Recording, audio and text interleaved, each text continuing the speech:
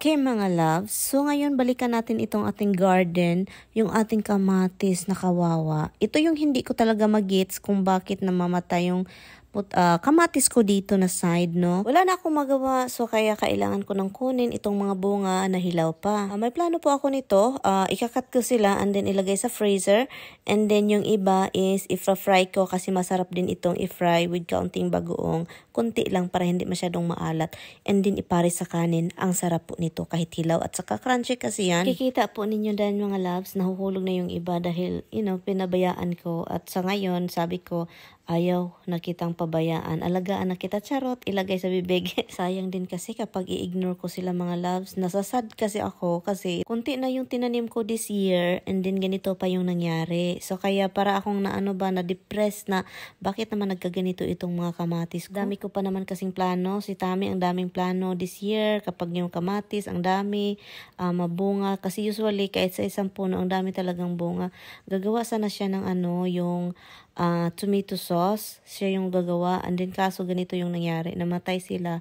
Next time, hindi ko na sila dito itanim sa malapit sa ating raspberry. I think ito yung dahilan yung raspberry, parang, parang hindi sila magkasundo. Siya, itong purple natin na kamatis, ito lang yung dito na side, ito lang yung nabubuhay. Buti na lang, nagtanim ako sa kabilang garden ng kamatis. Hindi sila namamatay doon na side, pero dito talaga namamatay. At ito, sana hindi talaga ito mamatay, itong purple. Kasi ang gandang kamatis na ito Iwan ko kung bakit ganyan, pero ang ganda niyang tignan. So dito tayo sa ating kabilang garden. Ito yung gustong-gusto ko. And yun, maraming kamatis din dito, buti nagtanim talaga ako dito na side. At alam nyo ba mga loves, itong kamatis na ito siya, cherry tomato po ito, at saka ang daming bunga. 2 puno lang yung tinanim ko nga this year. Tingnan nyo yan, ang daming bunga at tumataas pa ng tumataas siya. So kaya andito ko siya nilagay kasi maganda siyang i-curve dito at saka ang gandang tignan.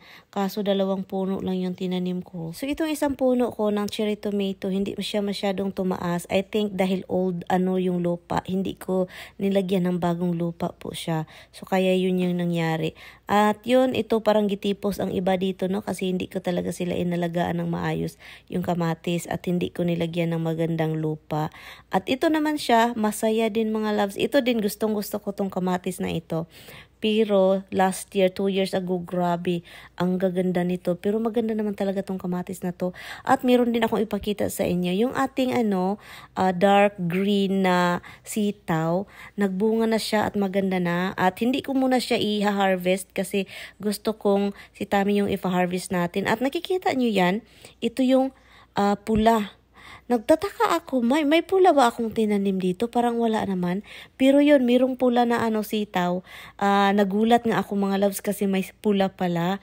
At ang hahaba ng ating sitaw ngayon, itong ating green na dark green. So, hintayin lang natin si Tami, hopefully. Hindi pa ito talagang ready na i-harvest kasi si Tami busy pa siya lately. Alam naman niyo yung trabaho niya, no? Wala siya dito palagi. At ito yung unang hinog ng ating bell pepper. At ang ganda pala kapag maghintay ka, no? Kailangan mo talagang maghintay para maghinog siya, magpula. So, ito na yung ating harvest. Ang gandang tignan. Nagsinaw-sinaw lang yung kamatis, mga loves. So, lami, ang sarap nito igisa at ilagay sa ibabaw ng kanin with kaunting bagoong or ginamos. Oh my goodness. Ito talaga. But anyway, mga loves, salamat po sa inyong time. Ito lang yung harvest natin ngayong araw. Bye! So ngayon si Mister, samahan natin. Magluluto sana ako ng chicken ngayong araw. Pero, so yan, samahan natin siya kasi po gusto niyang grocery daw siya mga love. Sabi ko, lutuan naman kita dun. So gusto niyang dito na siya. Good thing I went back in. I forgot to check. I forgot the phone. What's out? I forgot everything. So you sure you have the check? I do. I just gotta get the other check. Okay. Oh.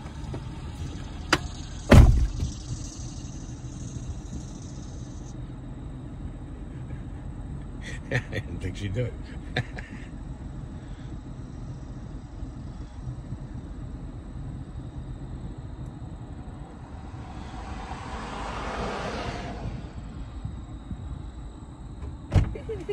Okay, be careful out there. Did you take the other? Okay. Push the other one right now. Be careful. Okay. Ciao, love. Be careful, love. Where are you going now? Where are we going? Where are we gonna drive you? Grocery store. Grocery store again? Went to the bank. Now we gotta go to groceries. Grocery store. So, andito kami mga loves, mga guys, mga kabaryo. No? We're gonna go this route because this route is more easy.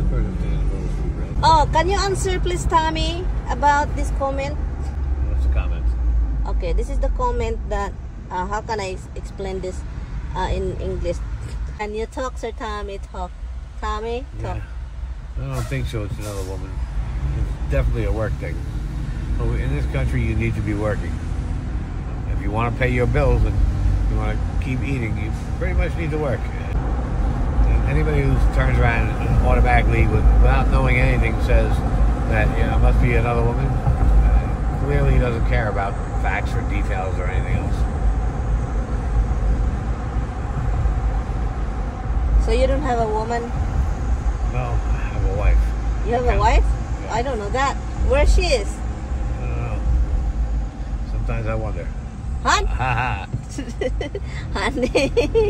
Time I get out of work, at 2 o'clock in the morning, and I have to drive 4 hours home and then 4 hours back and be back there by 9 o'clock in the morning. That doesn't really work. Why you become 4 hours now? It's not 4 hours, the regular job. No, this job. Oh, this job? Even a regular job. So you get out, and normally the regular job, I come home even if it's only for 2 hours to shower and leave. But unless it's like really excessive. So if I have to be back at 6 o'clock in the morning, I get out at 2 o'clock in the morning. It's at least 2 hours back and forth with no traffic. Ayaw, agi, mo, og, mopot, gahe, gitmo, og, wala. Hindi ako sumama sa grocery. Alam ko talaga kapag sumama ako, ma-stress ako. Ma-stress. So, kaya siya lang yung pinapunta ko doon sa groceryhan. Kasi meron lang daw siyang bibilhin. Asawa ko talagang mahilig sa grocery. Munang pabayaan ko na lang siya. Siya na lang mag-isa kasi kung sasama talaga ako, na-stress ako. Pero yung cold cuts kasi mahilig siya. Sabi ko, wag ka ng kasi nagsulin. Kasi yung cold cuts kasi mga loves is grabe yung salt, fermented man niya, mga karne. And mahilig siya sa ganyan. So yun yung pinaka-ano ko sa kanya na gusto kong i-avoid niya. Pero yun. I'm looking for the white car. You're looking for the white car? I am. Hello. I'm like, where the hell is she going? Oh my goodness. Huh? We never take this car, so. Hello, you got chicken again? Yes. Why? Oh, this is the shopping of his life. Oh my god, chicken. And sausage. Oh, you want sausage, huh? I do want to take those. You know what? Isabel got sausage and we get sausage from Costco and like. Okay. I got corn. Okay. You gonna bring it to work too? Hello, why you get shrimp? Could you like shrimps? Huh? Could you like shrimp? Yeah, but I don't want it now. Here. Oh my goodness, Tommy.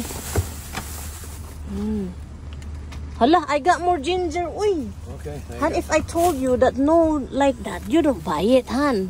I know the other day you always tell me we got the other day you make a salad, we had no onions. Really? No garlic, no onions. I just bought a lot. Okay, so I got onion a lot. I know when you buy like 1 piece, 2 pieces.